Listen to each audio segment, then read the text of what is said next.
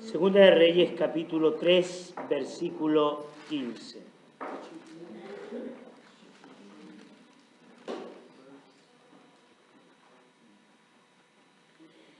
Segunda de Reyes, capítulo 6, versículo 15.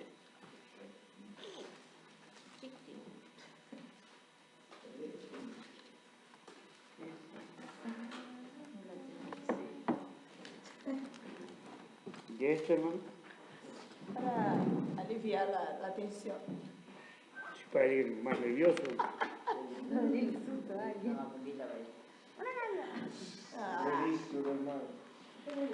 Dice el texto bíblico de la siguiente manera: mas ahora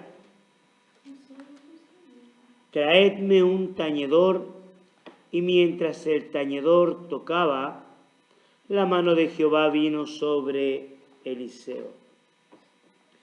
La otra versión dice: tráiganme un músico. Músico o tañedor, misma cosa. Uno de los eventos que me ha llamado mucho la atención a mí es la presencia de Dios en medio de la música. Cuando yo iba a la iglesia y en algunos momentos de mi vida llegué a pensar, no es necesario, ¿cierto?, cada vez que se va a ministrar pedir que alguien toque la música. Lo que yo había aprendido era manipulación emocional, ¿viste? O sea, no es lo mismo ministrar en seco que ministrar con música de fondo. No es lo mismo decir, queremos hacer un llamado a aquellos que quieren pasar adelante para orar por ellos, pasen aquí adelante en seco, que hacer un llamado en medio de una melodía musical, ¿cierto?, de fondo, ¿cierto?, tocando el corazón, como hoy es tu oportunidad, hoy es el día, hoy es el momento. Y yo siempre tenía esta sensación, no es necesario, porque es manipulación. Si Dios quiere traer a alguien, lo va a traer. Si Dios quiere tocar a alguien, lo va a tocar. Y si alguien necesita, va a venir. No precisa la música de por medio. Pero al toparme con este pasaje me llama la atención dos cosas curiosas. En primer lugar, el profeta necesita una palabra y no lo va a hacer solo. Aunque él es profeta, aunque él puede dar una palabra, no lo va a hacer solo. Él necesita la ayuda de alguien. El profeta es profeta, puede dar una palabra, pero no lo va a hacer solo. Necesita de alguien. Y dentro de todo ministerio nosotros no podemos hacer las cosas solos. No existen los llaneros solitarios. Siempre necesitamos del trabajo en equipo. Siempre necesitamos la ayuda de otro ministerio. Necesitamos trabajar en equipo. Y uno de los ministerios laterales es el ministerio de la alabanza, el ministerio de la música, el ministerio de la adoración. Es un ministerio que tiene que estar en todos los otros ministerios. Los otros ministerios no pueden funcionar sin la alabanza. ¿Está? Difícilmente. Todos los ministerios necesitan el sabor de la adoración y de la alabanza. Todos, absolutamente todos. Y el profeta Eliseo, de una u otra manera, él no va a profetizar mientras este ministro no llegue. Lo segundo que yo quiero destacar de este pasaje es la unción que desciende mientras el músico toca.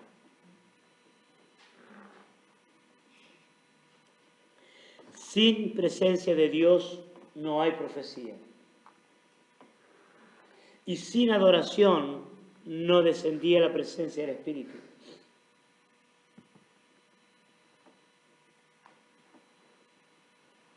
Sin presencia de Dios no hay profecía. Y sin la adoración no descendía el Espíritu. Solamente cuando el músico se pone a tocar dice que descendió el Espíritu. Y cuando descendió el Espíritu, el profeta recién comenzó a profetizar.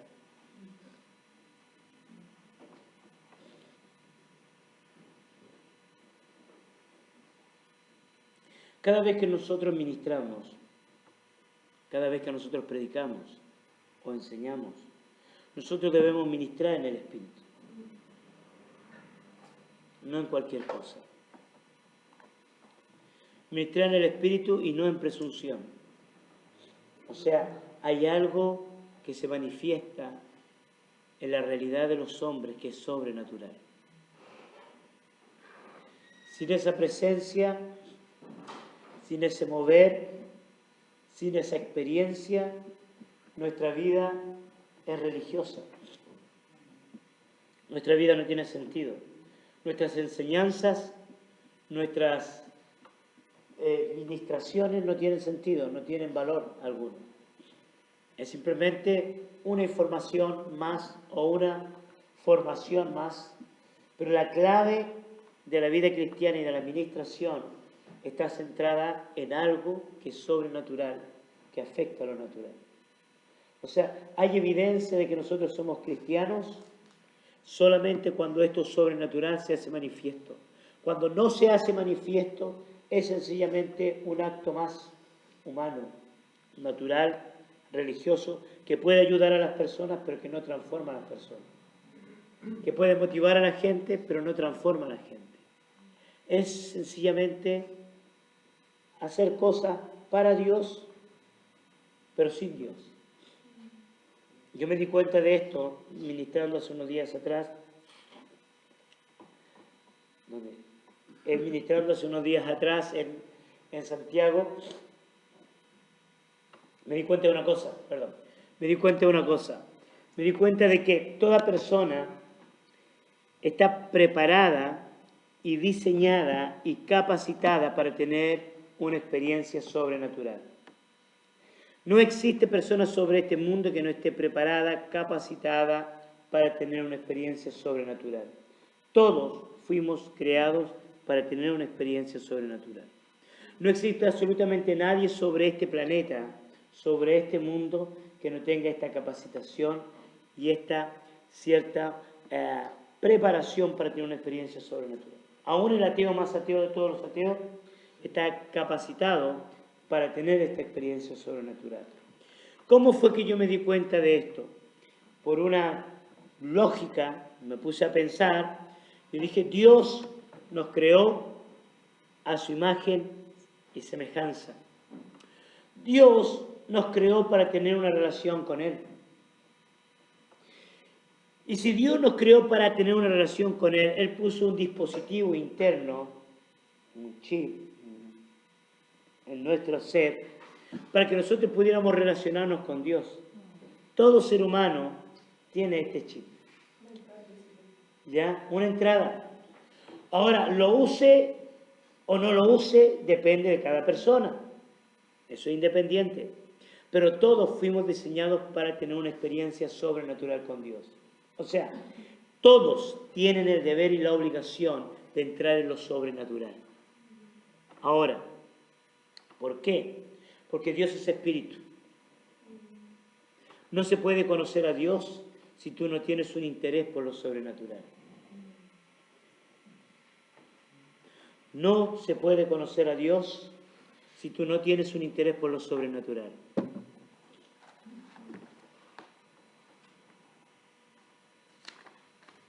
Es lógico. De pronto me pongo a pensar en estas cuestiones y llego a estas conclusiones. Y es lógico. ¿Suena lógico o no suena lógico? ¿Cierto que suena lógico? Entonces yo me he dado cuenta que cuando el texto bíblico dice mucho lo llamado, poco lo escogido, cuando dice el camino ancho y el camino angosto que tanto hemos hablado, cuando hablamos, cierto, de la semilla, o cuando hablamos del reino, que tanto hemos hablado del reino, que el reino es sobrenatural y que hay que buscarlo, que no está delante de los ojos.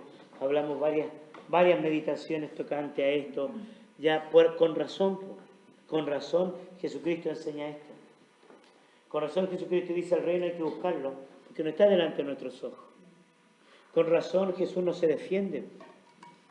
Jesús no tiene interés de mostrar ninguna evidencia física de poder si antes nosotros no tenemos una experiencia con lo invisible, con lo sobrenatural. Porque la evidencia física del poder nos puede llevar a distorsionar o a no entender lo espiritual.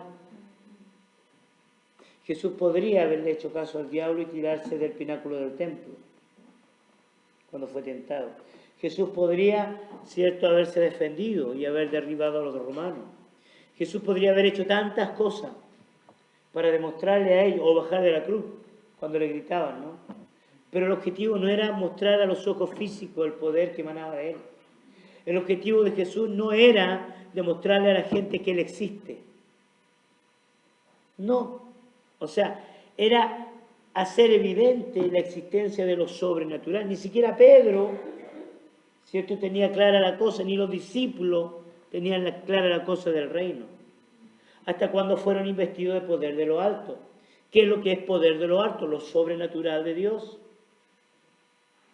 Lo sobrenatural del Señor. Nosotros no podemos movernos sin lo sobrenatural. Y Eliseo sabía muy bien esto. Eliseo sabía que tenía que trabajar en equipo. Dios da dones, Dios da talento, Dios da unción. Y seguramente no era la única oportunidad que él lo hacía. De las cosas que nosotros hacemos, nosotros necesitamos el poder sobrenatural de Dios. O si no caemos en la rutina, en lo cotidiano, en vivir la vida, sin ser desafiado o desafiar lo establecido. No se puede desafiar lo establecido sin lo sobrenatural, porque lo único que puede desafiar lo establecido no es nuestro razonamiento natural, no es nuestra manera natural de ver la vida. Eso es de corta duración. Lo que permanece para siempre es lo sobrenatural de Dios. Primera de Samuel, capítulo 16, versículo 23.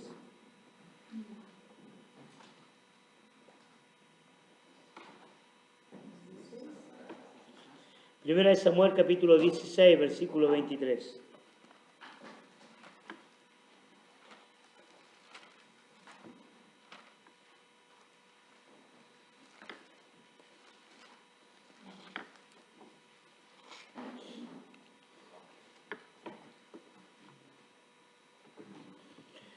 Si alguien lo puede leer. Cada vez que el Espíritu de parte de Dios atormentaba a Saúl, David tomaba su arpa y tocaba. La música calmaba a Saúl y lo hacía sentirse mejor, y el espíritu maligno se apartaba de él. ¿Qué sucedía aquí? El demonio quedaba feliz escuchando la alabanza, por eso se calmaba.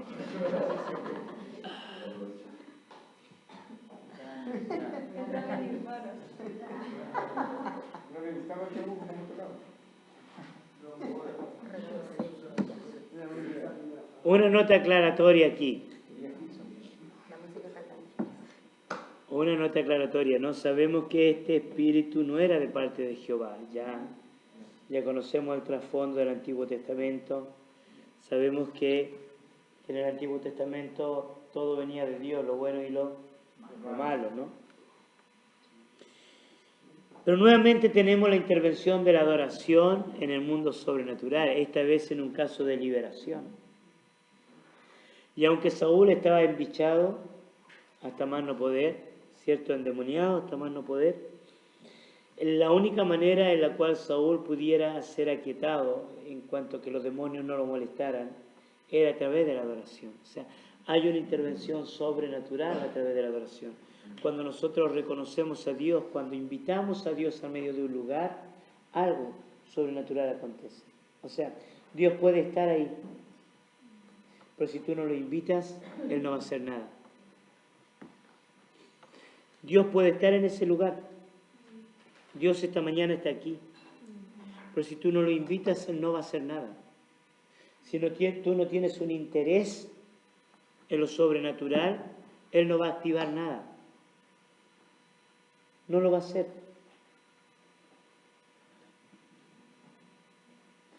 Cada vez que Saúl invitaba a David a tocar, algo sucedía en su vida.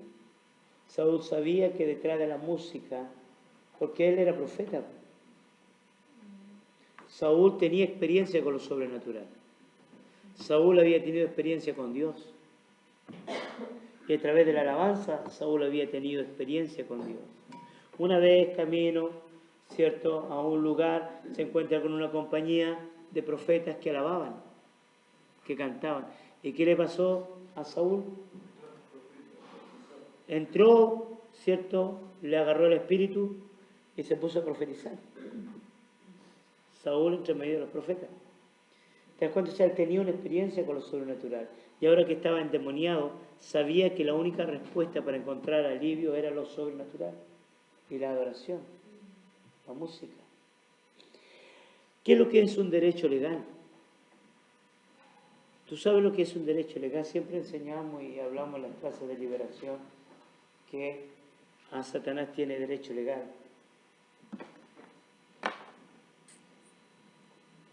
Cuando nosotros escuchamos la palabra derecho legal, ¿qué se te viene a la mente?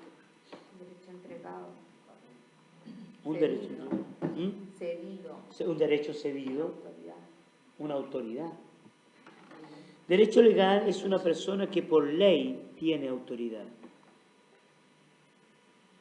Derecho legal es una persona que por ley tiene autoridad.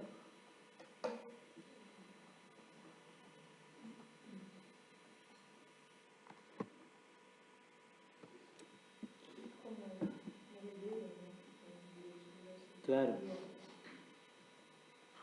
Por ejemplo, la policía no puede llegar y entrar a cualquier casa aunque haya el delincuente más grande en la casa. ¿Qué es lo que hace el policía? El policía necesita una orden. Con ese papelito el policía puede entrar, el policía puede hacer lo que la ley le permite que haga. Cada vez que nosotros hacemos las cosas a nuestra manera y no a la manera de Dios, Satanás tiene un derecho legal sobre nuestras vidas. Cada vez que nosotros hacemos las cosas a nuestra manera y no a la manera de Dios, Satanás tiene un derecho legal sobre nuestras vidas.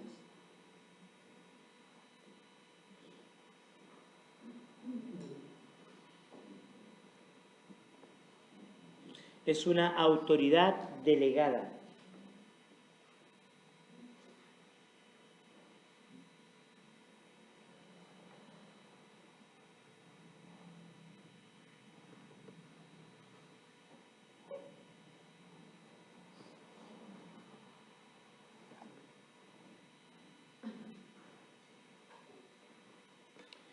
Primera de Samuel capítulo 18, versículo 11.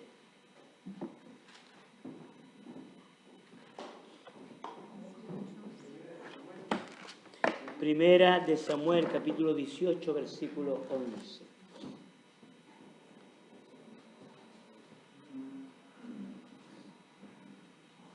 Saúl se la arrojó pensando, a este lo clavo en la pared. 2 veces lo intentó, pero David logró esquivar la lanza. Pensemos en este pasaje. ¿Quién era el que mandaba a buscar a David para que le tocara? ¿Por qué lo mandaba a buscar? Porque le hacía bien a su espíritu. Se sentía bien con David, lo necesitaba. Así como el profeta necesitaba al músico, Saúl necesitaba a David. Saúl era un hombre con unción. Dios le había dado unción.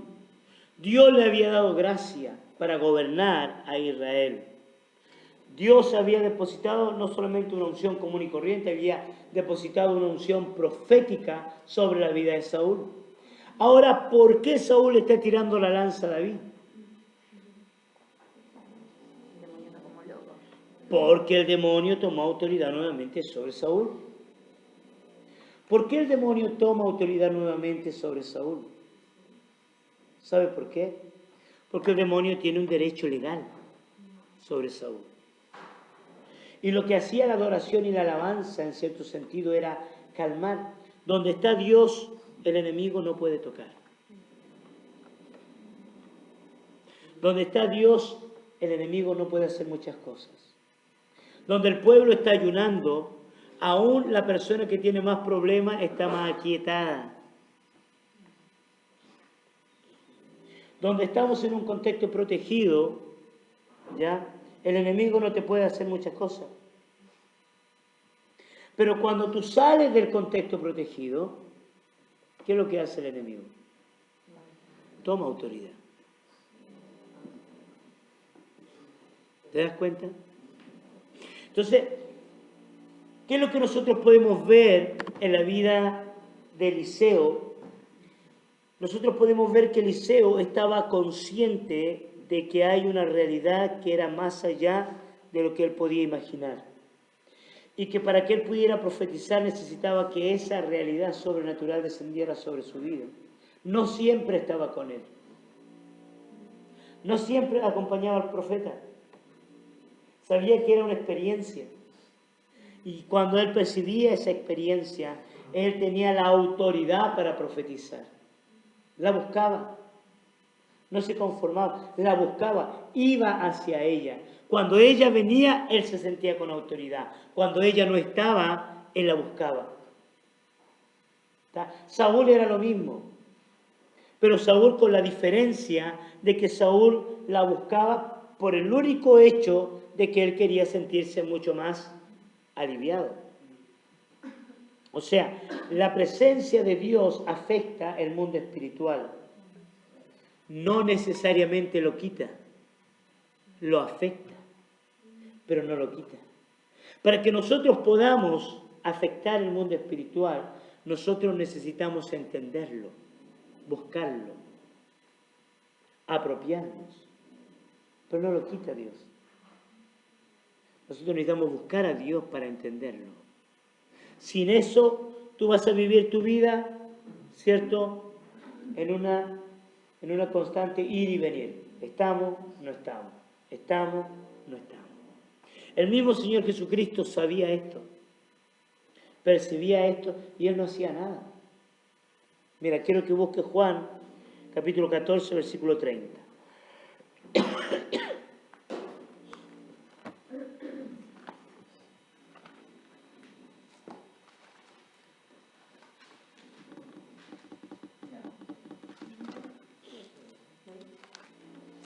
Alguien está roncando. Ya no hablaré más con ustedes, porque viene el príncipe de este mundo. Él no tiene ningún dominio sobre mí. ¿Y qué le dice pues? Dice, pero el mundo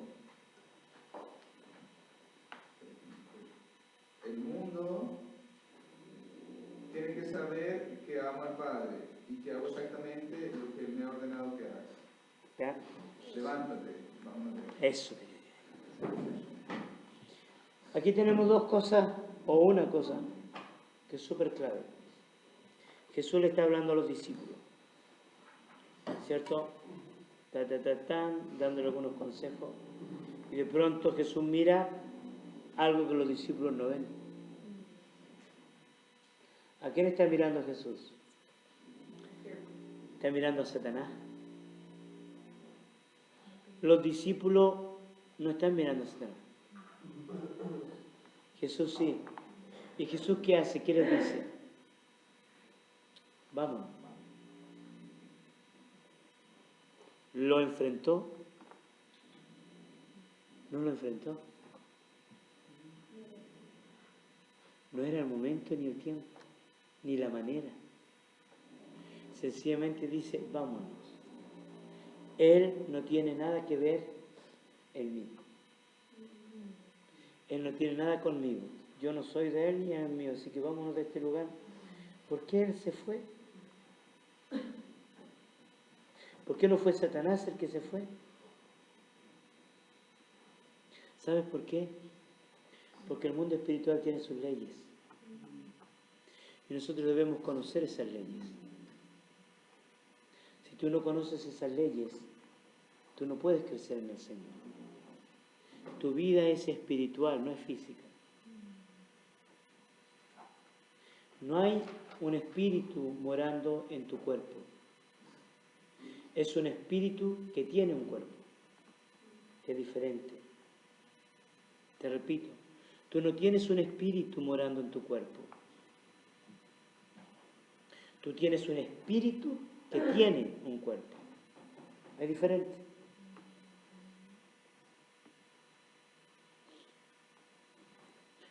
Tú no tienes un espíritu morando en tu cuerpo. Tú tienes un espíritu que tiene un cuerpo. O sea, tu esencia no es física. Tu esencia es espiritual. Tu esencia física va a desaparecer. Se va a terminar. Se va a acabar. Y entender estas dimensiones te va a ayudar a recibir más liberación.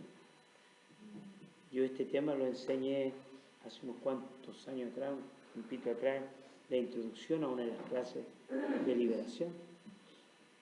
Necesitamos entender el mundo espiritual. Nosotros formamos gente espiritual. Salvamos personas para que conozcan el mundo espiritual. No es para que sean mejores personas. No queremos mejores personas. Queremos personas que amen al Señor. Queremos gente que ame a Jesús. Eliseo tenía clara esta realidad. Tenía clarita. Nosotros debemos entrar en esta realidad espiritual. Todo el mundo la percibe, pero no le da importancia.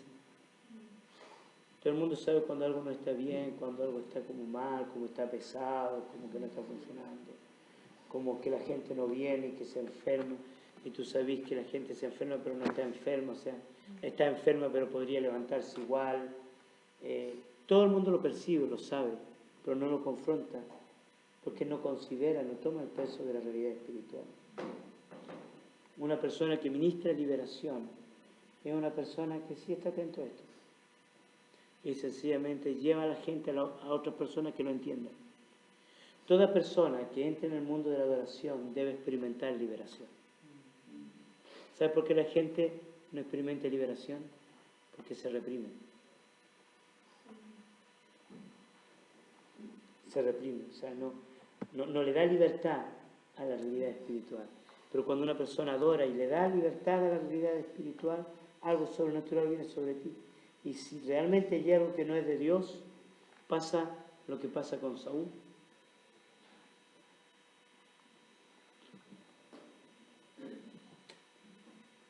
¿Ven? Esta es mi meditación para esta mañana. Yo quiero que usted la considere. Busque lo sobrenatural de Dios en este día.